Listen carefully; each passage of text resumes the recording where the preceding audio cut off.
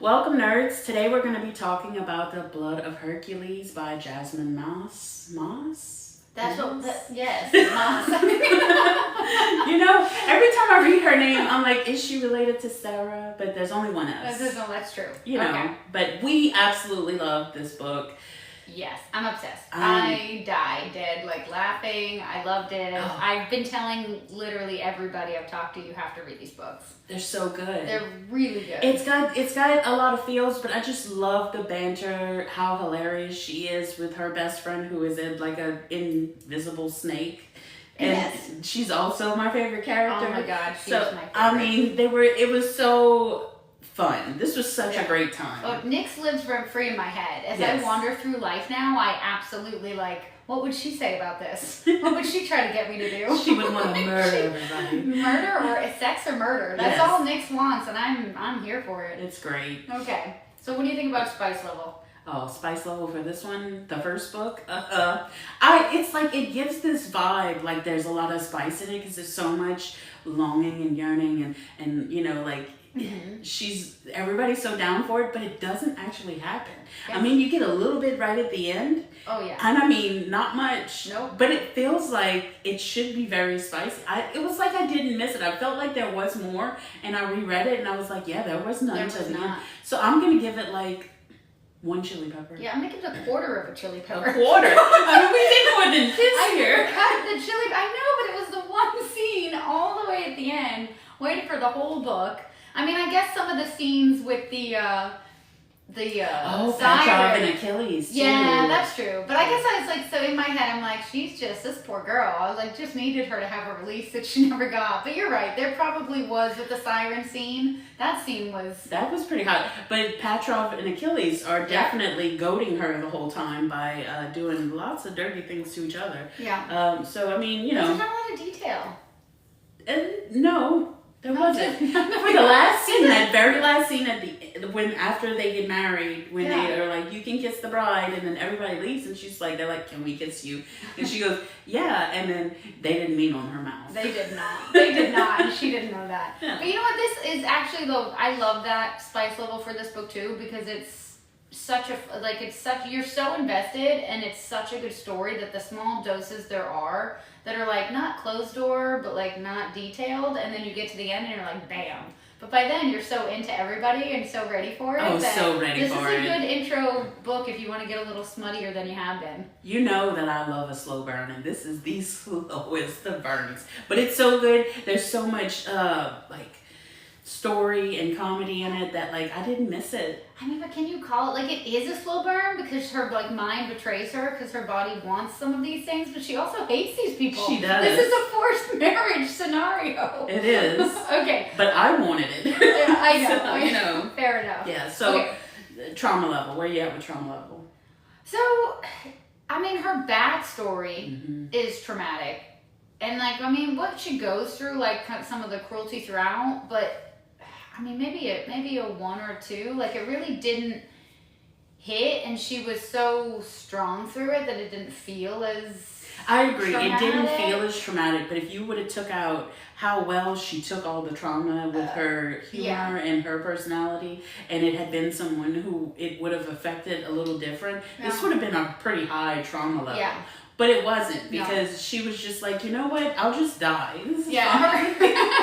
Her internal dialogue was protective for her. It made the book. Her internal dialogue is the best. So I mean, trauma level for me, I'm gonna give it a 1.5. Yeah. Yeah. So it's low, but to be fair, there is a lot of trauma happening. There is. If you actually objectively step out and see what this person's going through, it's messed up. It is. These people are savages. So let's get into, before we do more or less, what the basis of the story is. I mean, we're always running on that you've read this book, but this is a retelling of Hercules. Yeah. If Hercules was a girl, but you don't find out till the end of the book. She is just a girl trying to survive in this crazy world with these titans, and she is adopted by awful people who abuse her horribly. They leave her tied up outside a lot. And then, it was really bad. She gets an adopted brother who she cares for deeply, who does not speak. And then her parents die, and she Her mother dies. Her mother dies in the middle yeah. of like a really abusive like fight that they were having, and she's a small child. Mom dies. Yeah. She gets dad convicted of killing mom, even though they all think it's like this invisible monster, and it turns out it was her. And dad gets carted off, and then they take their house that they were living in, and her and Charlie her brother has to live in a cardboard box in the woods. Yeah. So they go to school. She's trying to take care of him, begging for food when they can. Nobody really helps them. Yeah, this girl basically, it's like a story of like, she's on her own. Nobody wanted her. She finds Nyx when she's 10, I think, or younger maybe. Before she finds Charlie. Before her parents die, yeah. So even younger than that then maybe. But anyways, 9, 10, something like that. And it's just this invisible, so she can talk to this creature, and Nyx is delighted because she's a snake. Nobody can understand her. And so you're starting to get this idea that she's special. And then just once she actually tests, they prick her blood to test at the end of high school, kind of, then everything goes to hell. She's thrust into the world of Zeus and the Spartans. I mean, she's not only thrust into the world, she's thrown, they're like, okay, so you are one of these Olympian mutts, as they call them, and she gets thrown right into the trials because they are happening. So what happens is they collect all these mutts. Well, she goes to the War Academy. Well, yeah, the thing that they have before the War Academy. Yeah. Oh, yeah. So they bring them in, and they're just basically, she like goes from taking this test to being in a stadium and having to fight for her life, because they're like, okay, y'all fight till there's like 9 of you left. Yeah. And then y'all will get to go to the War Academy. And she's like, brutal. Excuse me, what? It is brutal, because they basically put up a fog where no one can see, and then they start unaliving each other. Yep, unaliving. And it is everybody. Gory, it's intense. Yeah. And of course she makes it out. She doesn't know what she is. Everybody assumes that she is Zeus's heir because she has one eye that's white. And what they don't know is that she actually, when her mother was so the killed, night her mother died, she was beaten so badly she lost hearing in her left ear and got the eye injury. Yes. And so her eye just kind of clouded over and never healed properly. Because I don't think at this point anybody truly knows what she is. No. And she kind of like presents as like Nyx saves her during you get the sense that if Nyx wasn't with her, because she just stays coiled around her body, invisible, and is wanting to unalive everybody that upsets this kid, because she was also getting bullied. And Nyx wanted to unalive all the kids at the school too. Yes. Nyx wants to unalive really everybody. Fun. It's like her best friend. It's really a cute story, but you get the sense she's just kind of very meek, so you know as the reader that something powerful is going to emerge, but you just basically watch her get beat down for about 2/3 of the book. Yes. Before she really starts to stand on her own. But my favorite parts of the book are when she's at this academy and they have to stay awake for 2 weeks. They don't eat. They have to go to this school, and then they have to run this course over and over again. And she's just like delirious, She's not gonna die. Cold. And it almost seems like she's inebriated, and she's like, oh, someone started crying, and then they hit the floor, and it was me, And it was so she's so well matter of written. fact. It was yeah, so the good. humor is like just, I don't know, perfect. But so a couple of the big fun plot points was like, so you find out like every half-breed Olympian gets paired with mentors, and hers absolutely loathe her in the beginning. They think she's weak. They think that they're not, because if she wins, they get like a promotion. They get to be a general. And so Petro and Achilles are her mentors, and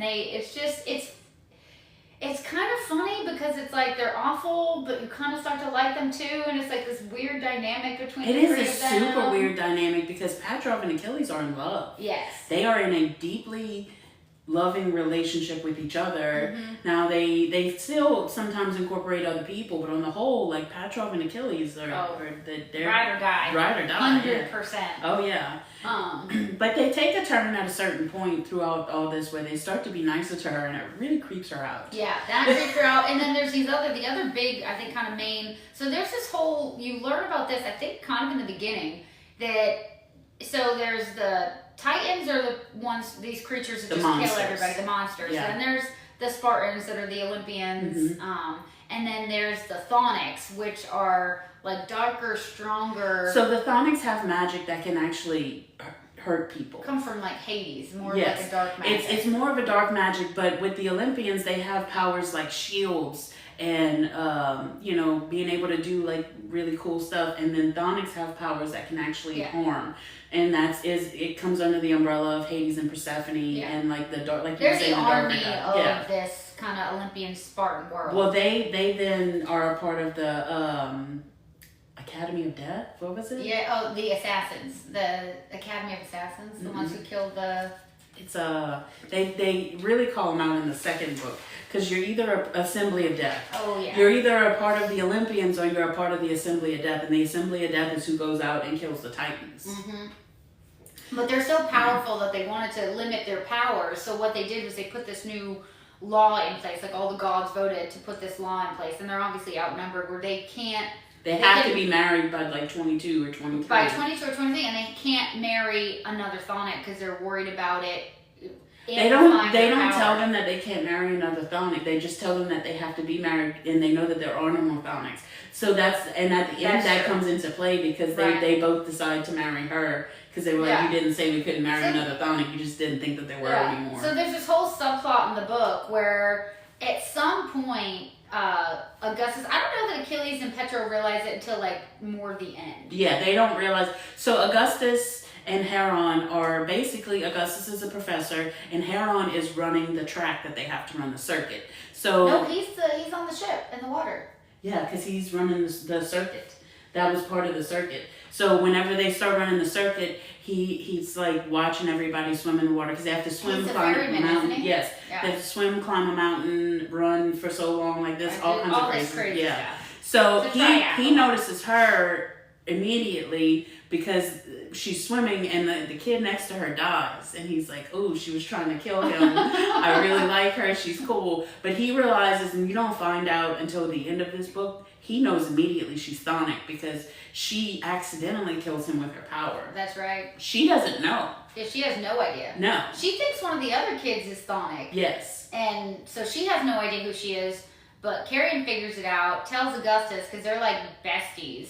Yeah. And then they have this whole plot to marry her, and how you get married in, like, accept a marriage proposal is also it's like a weird, crazy And no one told her any of this. She has no idea about any of the culture. So they have to, like, send her a gift, show her that they'll protect her, and she has to wear a piece of their clothes. And she has nothing. Right. Okay? So when she finds, like, this really comfy sweater, she's like, great. So she puts it on, and then they send her a box. And it had hands in it of this guy who was like... he touched her. He touched her. And they didn't like that. So they cut his hands off, and it had jewels underneath it that she never sees. So she opens his box. She winds up burying it. Yeah. Yeah, which I thought was... Body parts. There were two. One was a tongue, one was a hand at some point. She never tells anybody. She just buries this box and tries to forget that it exists. And then at the same time, she gets this note, and it's like, you have to quit before graduation, or you will be murdered. She's getting all this crazy there's so much stuff happening. In this, but she has no idea what's going on. She barely has any friends.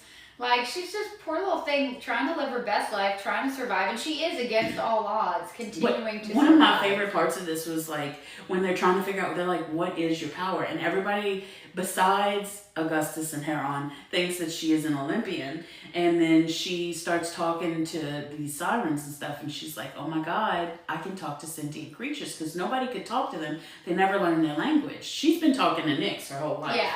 You know, so they're like, this is such a cool power, you know, but like no one finds out about her snake friend that she has on her all the time. They don't find out till the end of the book, or is it book 2? It's book 2. It's not until book 2 you find out. And it's so awesome. Yeah. But that was one of my favorite parts of the book, when she just starts talking to like random animals and like sentient creatures, and then you find out that she's been talking to Nyx since she was like 5 or 6, and she talks to them in their language, so she's just been running around going, I didn't know that was how it was. So she's just... That's why everybody knows she was so weird. Yes. They did. They thought she was so weird. And then when she goes to that party with all the sirens, they are so tickled. That was such a fun scene. They're trying to get her drunk.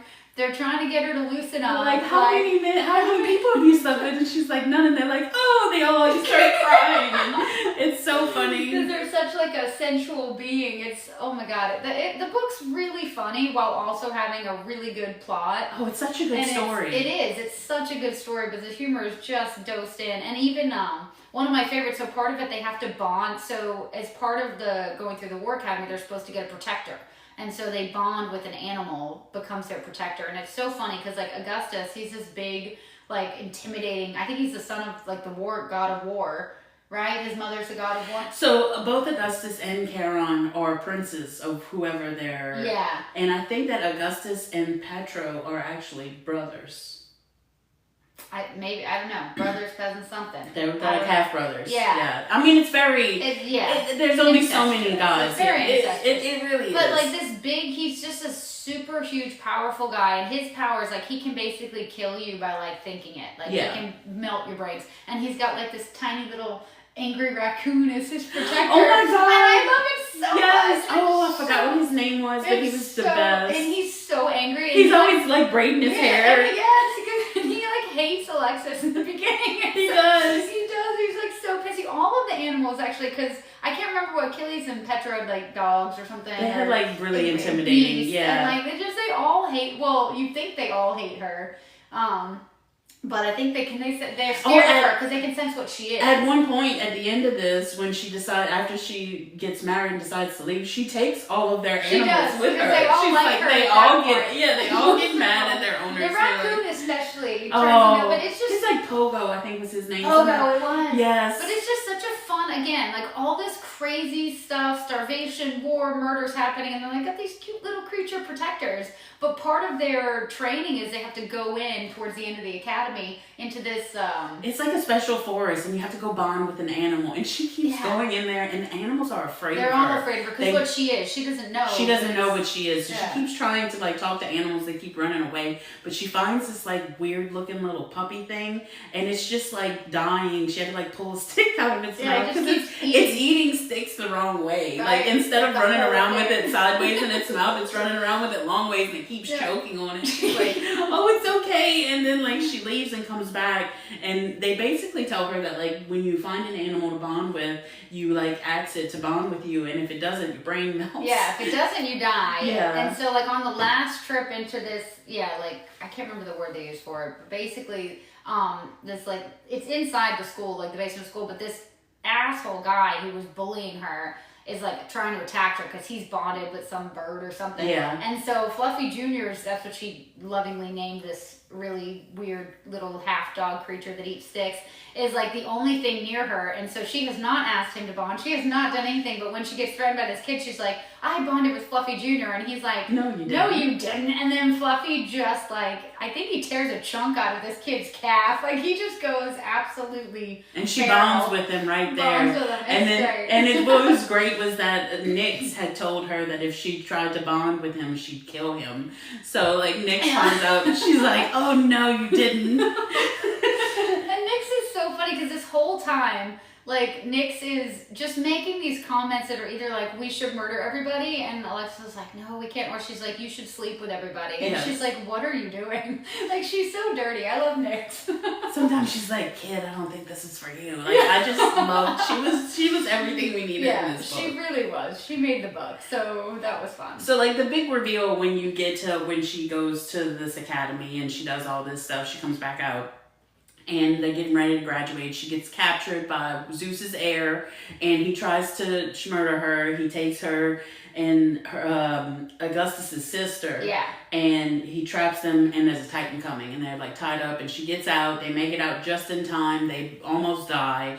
She makes it to the graduation. Tells everybody that Theros, who's Zeus's heir, was trying to kill her because everybody still thinks that she's Zeus's heir. Right. And at this point, this is when Augustus and Hera come out, and they're like, well, she's not Zeus's heir. She's Chthonic. And she's like, no, I'm not. Yeah. And they're like, everybody. Absolutely are. And that's when she realizes Hades and Persephone are her true parents. Yes. Because there was this whole, so she was the lost child. Yeah. Like you kind of get this sprinkled out. They thought she was murdered. They thought she'd been murdered and lost. And you find out. As a baby, Yeah, as a baby that, They very quickly do the math when they figure out that she is Chthonic, and Hades and Persephone jump down, and they're like, they realize that it is her. It's a whole moment. And that it was like that almost brought tears to our eyes because like She's like so starved for love and affection, and like Persephone is just like so sweet to her. It's like that emotional moment of like surviving the death plot, calling him out, and then she almost murders him. That's what reveals her as Chthonic. And then finding out too, she has parents she never knew she had.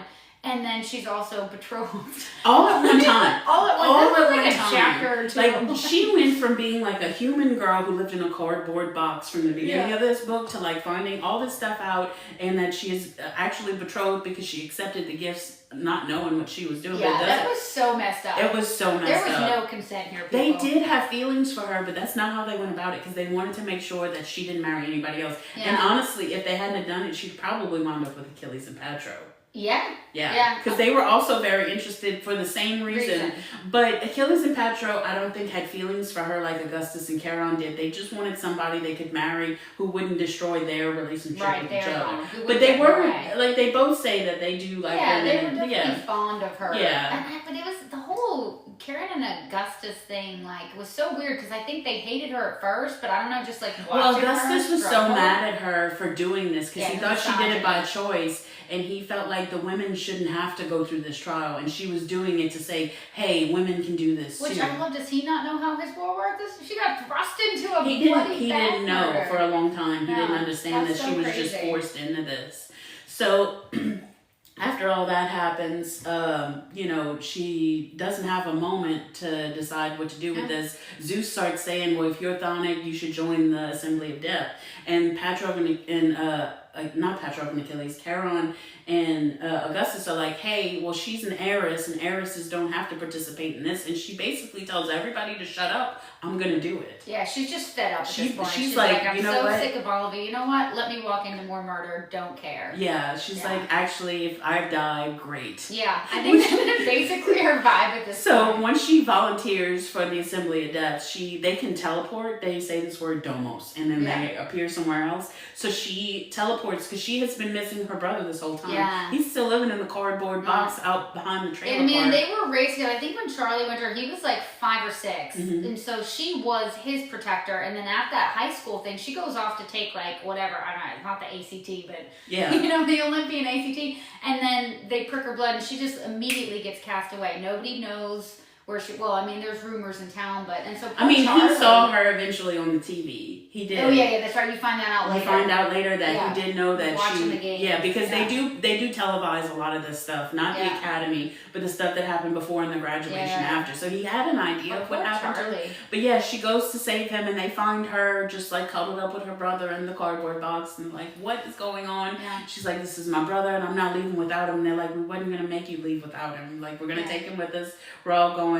So she does go back with him. She basically has no choice. Yeah, but it's such a weird dynamic at this point. And that's kind of where, because they do genuinely have feelings for her now, and she's still obviously like angry. You guys tricked me. She doesn't trust them. Yeah. And so they're like, yeah, of course we're not going to hurt him. Like, why would you believe that? It's just, they have no insight into the depth of pain they've caused. They don't, and she is so upset, but she has to be married. So then we jump right and directly into them getting married, and there's a beautiful ceremony. She's all dressed up, and they're like all 3 at the altar getting ready to marry her.